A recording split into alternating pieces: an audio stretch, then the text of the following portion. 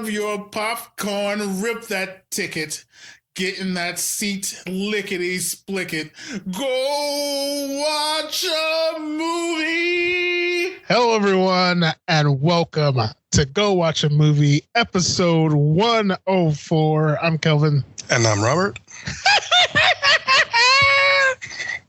You know what that means? This is the Joker episode. I'm excited. But before we get into that, a little bit of entertainment news. Not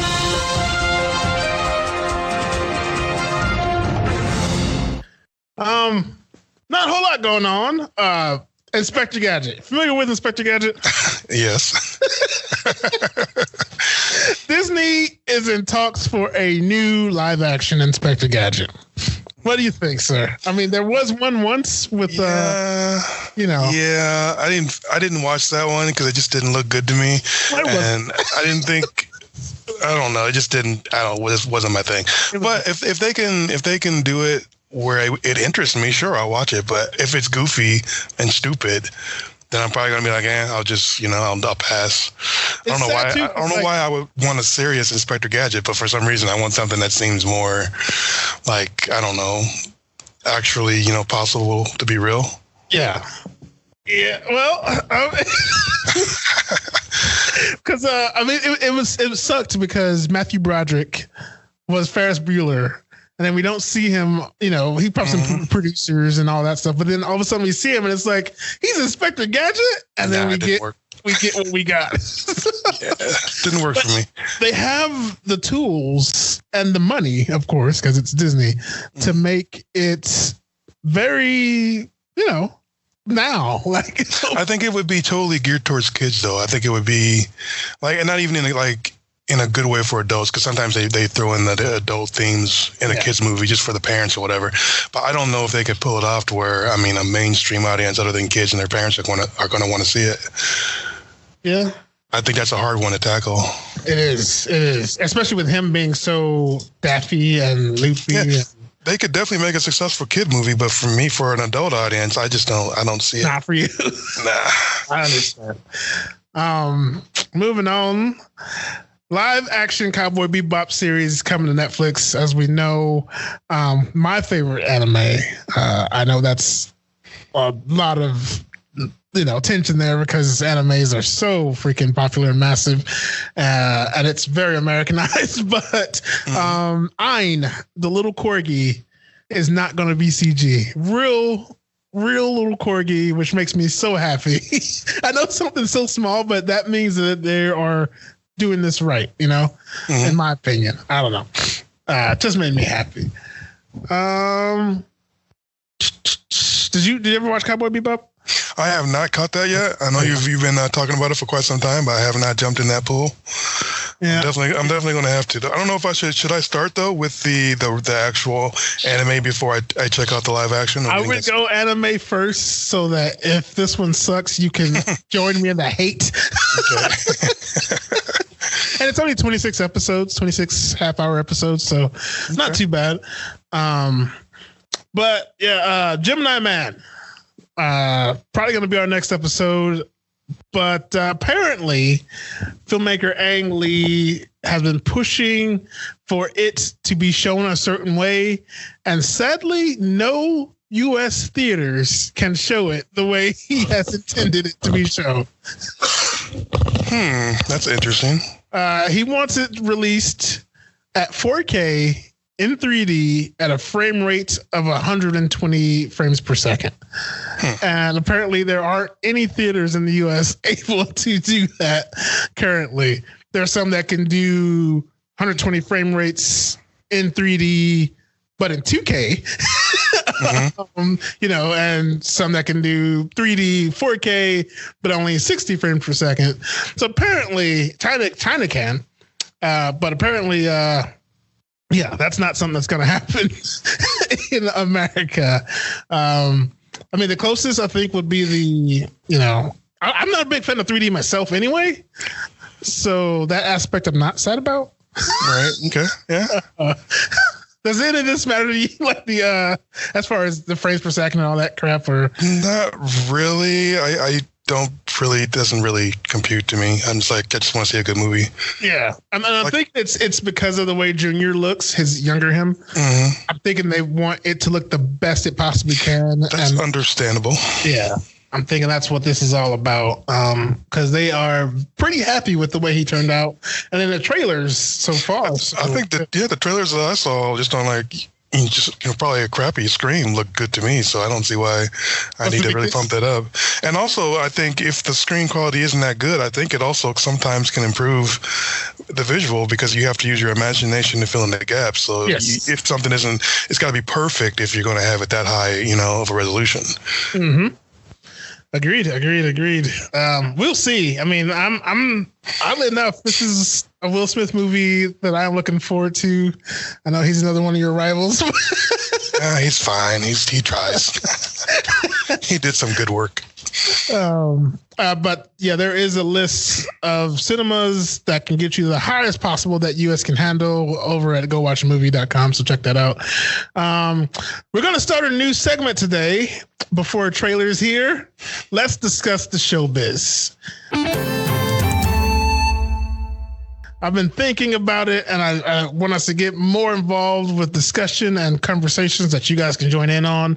And this was my best way to do it. So segment 1 of Let's Discuss the Showbiz. And the question came to me. I've been thinking about it. And with social media, the way it is with, everyone and everyone's faces all the time. Mm-hmm. And with the information age being the information age, I can see what Tom Hanks is doing right now, if he so chose. Is there still a megastar? And will there ever be megastars like there were in yesteryear? If that makes sense. What do you think, sir? Nope. Yeah. Plain and simple. That's plain and simple. You don't have to overthink it. It's just not what it used to be. The mystique is gone, right? Yeah, the mystery is gone. We still have it for Tom Cruise. I think he's like one of the last vestiges. I feel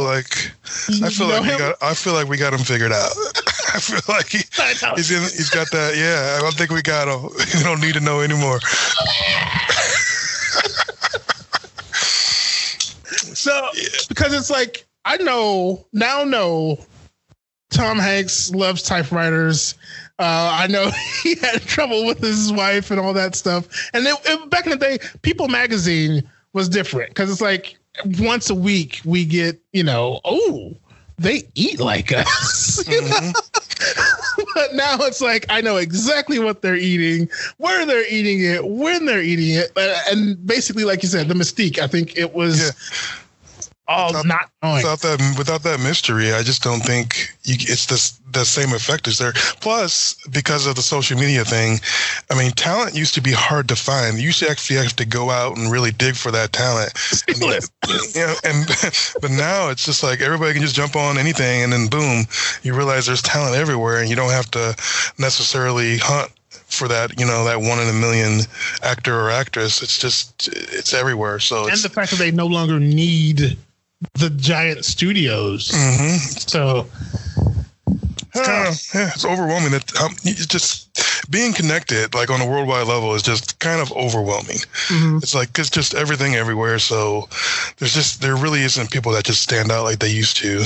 And the second part of that, you don't think that anyone will ever reach that pinnacle again because of the things we're mentioning, or no? Because of the whole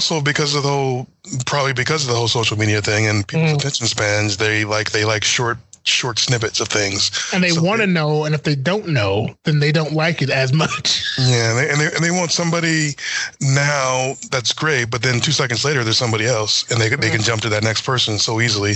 I don't think people are just sticking. It used to be just like it was like John Wayne. That was it. If you were doing a cowboy movie, John Wayne's not in it, you're probably not going to be successful. So now it's like everybody.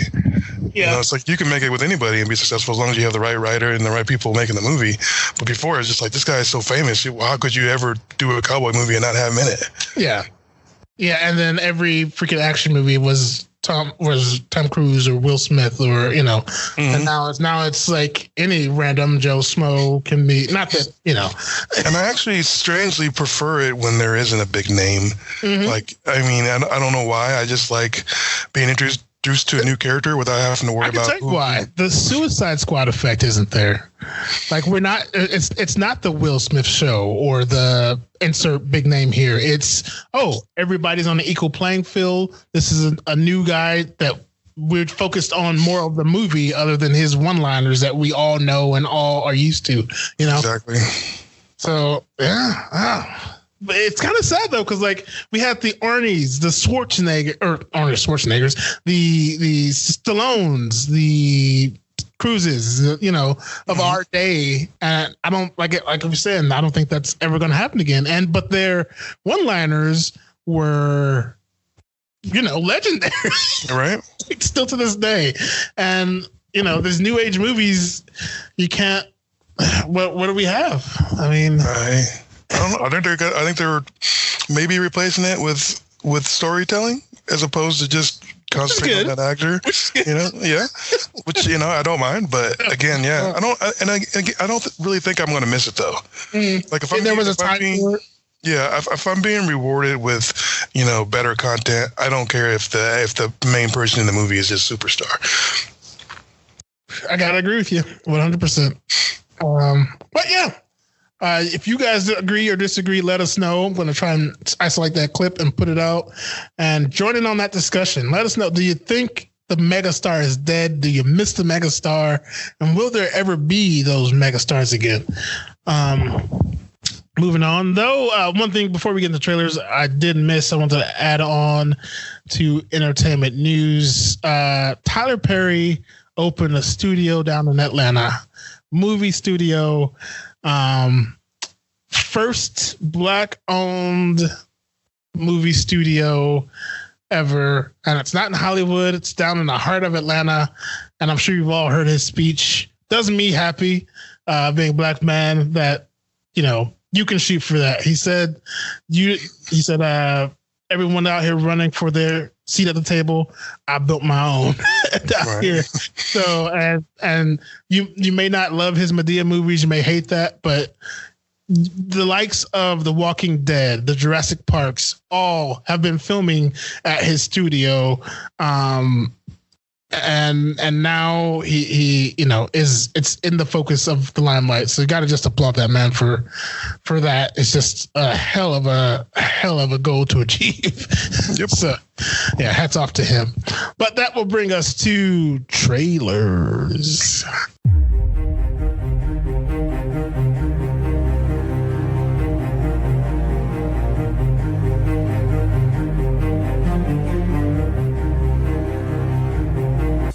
You first or me, sir? Go right ahead.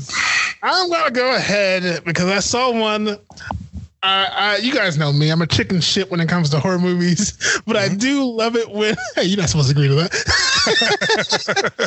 I do love it when horror movies mix technology. And the trailer I saw was Countdown. Have you seen this one? I have not. Basically... a new app gets released, and the tagline, I love the tagline. Oh, I think I have seen this one. Now that you say that. And, so an app gets released, and basically you click on it, and it tells you when you're gonna die. And everybody at first are like, "Oh, I got 55 years, 6 days, and 36 seconds. Oh, I got 34 years, blah blah blah." And then this girl checks hers.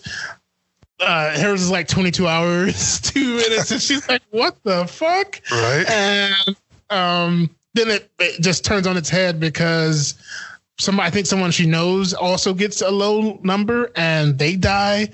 And she's like, "Oh dear Lord!" Now she's scrambling to find a way to beat this death clock, and she gets help and other friends, and they all come together who have those low numbers, and they slowly realize that you do die when yeah.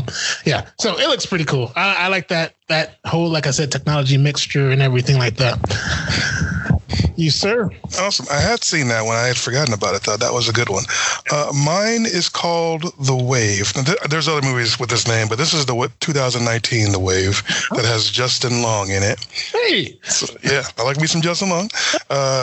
It starts out. It's like he's like standing like in a street, and he's like, you know, have you ever woken up from a dream that's so real you don't remember where you are or how you got there and blah blah blah.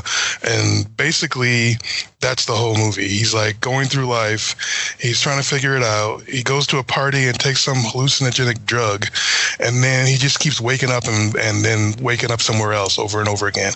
And it's not even like he goes to sleep, he just like slams a table or bumps into a wall or whatever, and then he's somewhere else. So and it's just like, and every time he pops up somewhere else, it's like, it's almost like you're cutting out all the boring parts and you're just back into like an action scene or something where he's running from somebody or something where he's like, it just seems like, and I'm sure that's just the editing in the trailer, but it just seems like a really fun, fast paced, you have no idea what's going on, a little trippy in some spots. It just looks like it's going to be a lot of fun, and I think Justin Long is hilarious, so I'm looking forward to that one. Even as a walrus. Yes. I'm looking forward to that one. It's called The Wave. Awesome. I'm gonna have to check that one out. Writing that down because I apologize. I have not been putting trailers up on Go Watch a Movie, but that is gonna change to fucking day, guys. The Wave and mindless countdown. Okay. That will bring us to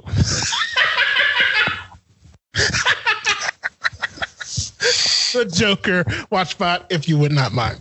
Forever alone in a crowd. Failed comedian Arthur Fleck seeks connection as he walks the streets of Gotham City. Arthur wears two masks. The one he paints for his day job as a clown, and the guise he projects in a futile attempt to feel like he's part of the world around him. Isolated, bullied and disregarded by society, Fleck begins a slow descent into madness as he transforms into the criminal mastermind known as the Joker. It stars Joaquin fucking Phoenix.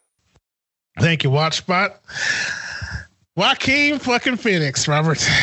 That's his real name. Joaquin, his middle name is fucking. I don't know if you knew that. I think that's his real middle name now. We saw this trailer. I think both of us gushed over this trailer. Mm-hmm. Hot diggity dog. Yeah, if I had to, quick note, if I had to rate trailers this year, that's probably one of the best trailers I've seen all year. Yeah. Just based on trailer. Not to down the movie at all, but it is better than the movie because of the music they chose and the things like that. Like I prefer the coming down the stairs scene. Mm-hmm. I prefer the trailer music than what they actually put there.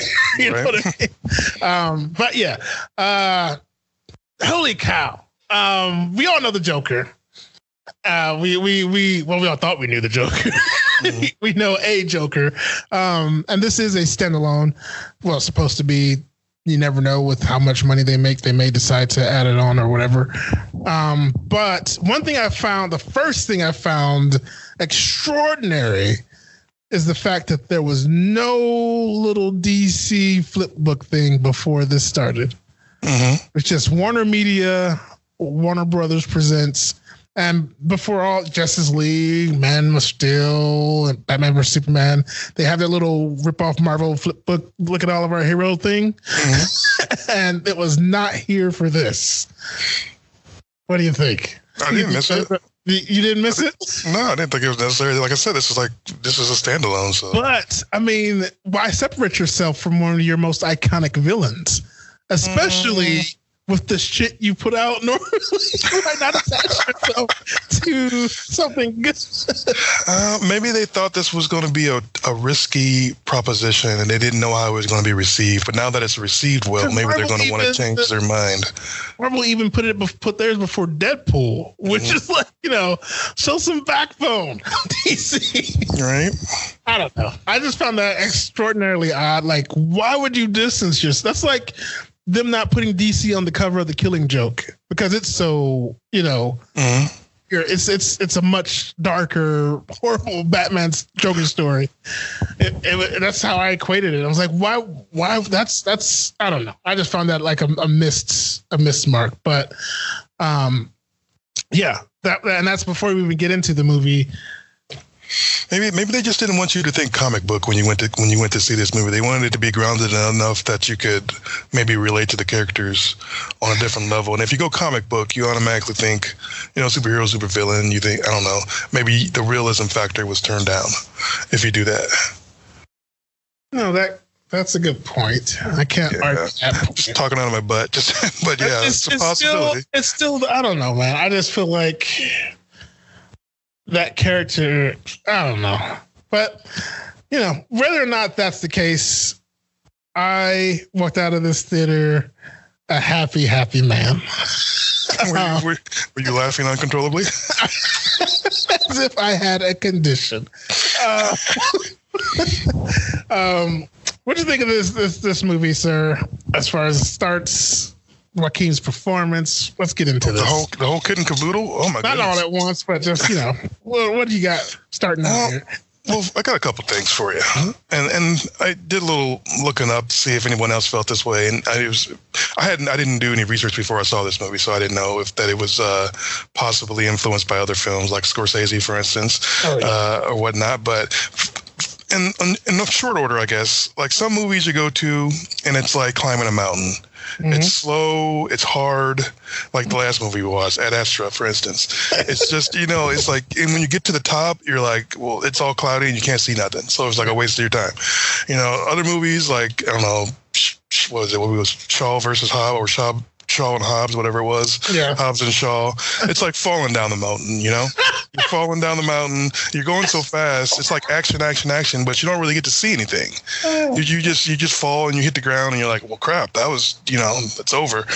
And then there's movies like this one. It's like standing in slow motion watching a mountain fall on you. Oh. And that's kind of how I felt from watching this movie. It has a great build up. Yeah. It flows so wrongly naturally, if that makes sense. And it just hits you, and then when it finally hits you, you're just like, wow, I saw all of that. I didn't miss any of it. It was all great. And then I get to my second point, which as soon as I started watching this movie, I got a weird tingling, and I started to say to myself, where? All over. And I said to myself, this seems super familiar to me. And then it was like just certain scenes, just the lighting and how, and it was Taxi Driver. You got a guy, Taxi Driver. You got a guy breaking down, and I'm just like, this is Taxi Driver. They just remade Taxi Driver with the clown, and I'm not upset about that because I love me some Taxi Driver. And they even put Taxi Driver in it. Yeah, they Robert De Niro. He's there. I'm just, and it didn't hit me until after the fact either, because like towards the end of the movie, I'm like, wait a second, that's Robert De Niro. Why didn't I? It's actually, oh my god, it just all made sense. I'm just watching Taxi Driver with the clown, and I loved it. I thought it was awesome. I mean, there's so many. They put him in there because they realized that themselves? I don't know, but I'm glad he was there. It makes, I don't know. It makes you think. But there's so many similarities between that. It's not the same movie. Don't get me wrong, but there's so many similarities. They both have that political figure that the main character obsesses over and wants to see or kill one or the other. It's got the love interest that. Well, I don't want to. I don't want to reveal anything. I know I don't want to reveal anything, but at the end, there's in both movies, I'm going to go ahead and say there is a sense of rejection. So, I don't think that gives anything away. And then there's the even the ending is so similar in feeling, not necessarily what happens, but so similar in feeling to the other movie. I think almost they just pay tribute to Taxi Driver. That's the way I'm such a huge fan of that movie. That's just kind of how I feel. From watching this one. I'm not mad at him for doing it. I mean, it just feels like, and I had some people at work, ask me if I had seen it. And I'm like, yeah, and they asked me what I thought about it. I'm like, yeah, have you seen Taxi Driver? And they're like, what? I never heard of that movie. So maybe, So maybe, and these were people who were close to my age group or older who should know about this movie. Yeah. So I was kind of surprised by that. But nonetheless, I feel like they did, if they were on purpose paying tribute to that movie, they did a fantastic job. Mm. And if it was accidental, that's just a bonus for me. I hearkened back to probably about almost 5 months ago. ZZ Bates came out Zazie, I'm sorry, maybe mispronouncing her name, came out and was like, man, they were rewriting the script on the set and all that stuff. And we talked about it on here, you know. It was like, so despite all the hype, I was going in like looking for those issues that they may have had, you know, with this script and making it. I gotta tell you, I didn't really see that portrayed on screen while watching this movie. I didn't see any issues. I was like, if they were having a hard time, I don't know. They figured it the fuck out before they released this thing. Absolutely. Because I really wanted to be a rebel. I wanted to come on this show and say, motherfucking, this was all hype bullshit. This is you know, but it wasn't. It like he chose to do something with this character, much like Heath Ledger did, except it removed that comic element. You know, other than the fact that we are in the Gotham setting and the Waynes exist. Other than that, like you said, I guess maybe that's what the DC was shooting for. Because other than that, you don't really recognize that this is a comic book movie. No, I don't think it doesn't feel comic booky at all to me. Not at all. Even though they're in Gotham and there's, you know, the Waynes are there and those are the only connections. Like that's it. And the Joker, I mean, it doesn't feel comic booky. It doesn't feel like that over the top comic bookiness. It felt real and grounded. You felt for these characters. So I don't know how. And it seems like this is the type of movie, which is why I still think DC should have been slapped on there, because it feels like this is what they've been shooting for, because they've been going so dark and so bleak, but yet still trying to, you know, be kind of Marvel-y at the same time, if that makes sense. Whereas this was able to accomplish dark, bleak, yet still be its own entity and not need to be Marvel-y at all. No, there wasn't anything Marvel-y about this one. But yet still stand out on its own. It's a spectacular showing. Like, Joaquin Phoenix's performance. The laugh, what'd you think of it? It was so unique that it was ridiculously good. Like, you hear it the first time, you don't think it would work or should work. Yeah. But then during the course of the movie, you just realize that's the laugh. That's it. It's just, there's no getting around it. It works. And do you have? I'm going to insert all the Joker laughs. There'll probably some animated ones I'm missing, but the most prestigious Joker laughs here. And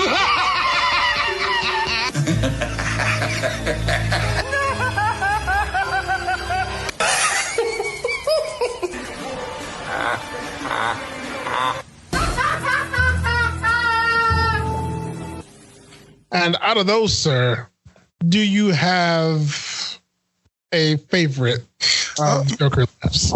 Mine would be Mark Hamill from the animated series. I just think that one resonates with me the most. I'm most familiar with it. So I that's probably my favorite one right there.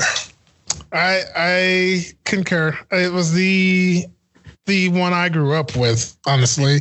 Right. Because those Dark Knights, the way that show worked was so dark. It was so clever. They tackled some pretty dark things, and that Joker just worked for me before they flipped it and made him look like a shark and all that crap. But I gotta tell you, even though I hated his Joker, Suicide Squad's Joker laugh kind of grew on me, you know. Yeah, I don't know. It sounds like an old man trying to laugh, but he's just not quite getting there. You know what I mean? Like, that's not really funny, but I'm gonna laugh. I would say something about Joaquin's laugh, though. Due to the what we find out about his character, it almost kind of doesn't sound like a laugh after a while. You kind of think it might be him crying. My friend. And being tortured, and it just has become a laugh like sounding like for him. I don't think it was ever. I think you hit the nail on the head. He has never been happy a day in his life. Mm-hmm. It's him crying the entire time.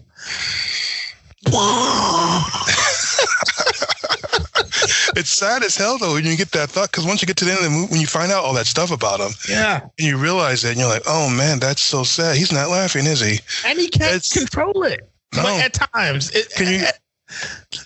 based upon what happened to him, how could he? I mean, he has no clue. Oh my goodness, man! To see the downward spiral of this man, the way they portray it, the way he acts it, is just and they don't really portray him. He's a Joker, but they don't really portray him as like the villain in the movie. I know he does some bad stuff, but he's definitely the anti-hero. He's the one you're supposed to be rooting for. I mean, even towards the end, it's like in the animated series, he always had like a gang of people who dress like clowns, you know? Yeah. And then it's like all of a sudden society just mirrors who or what he is, you know, feels for him, and then they're just there. Like there's like a gang of clowns out of nowhere. It's like, huh? And it works. I mean, it just makes he slowly built his mob. Yeah, it does. It makes so much sense to all the other Jokers after this. It's like, this is what he came from. They did it in a way to like, it wasn't because he dangled the mayor from the balcony while over lava with sharks. It wasn't because he did the greatest heist in the world.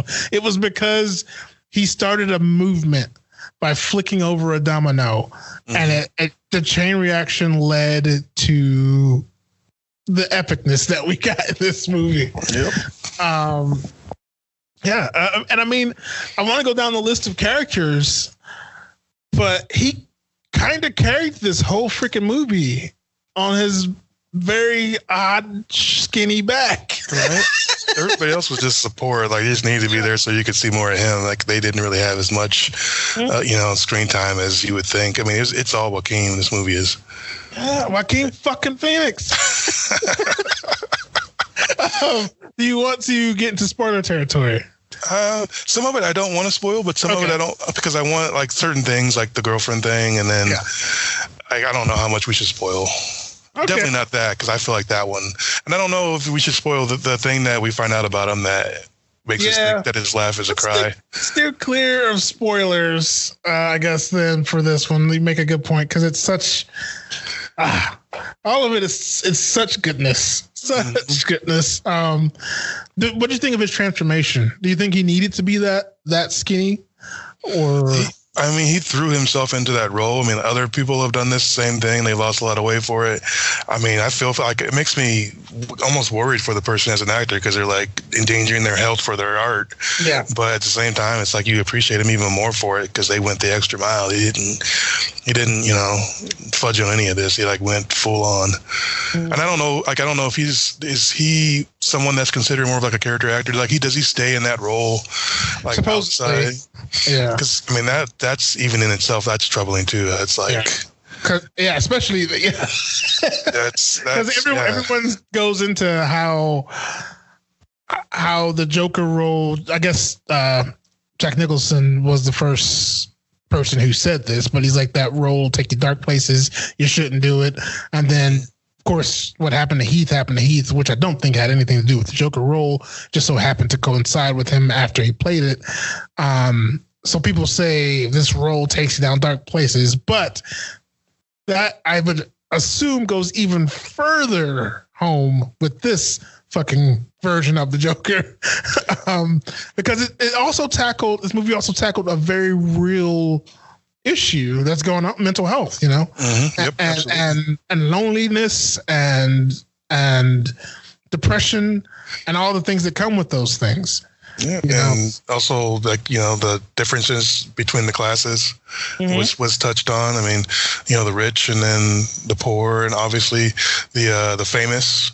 Yes. Using making fun of the ordinary guy, and it kind of fits into what we were talking about, like just the I don't know, and it's different, I guess, because the time there wasn't social media, but just how easy it is to gain access to someone, and then just all of a sudden that person is quote unquote famous for the wrong reasons. You know, it's I don't know, it's whew, spine tingles up my back even just thinking about it.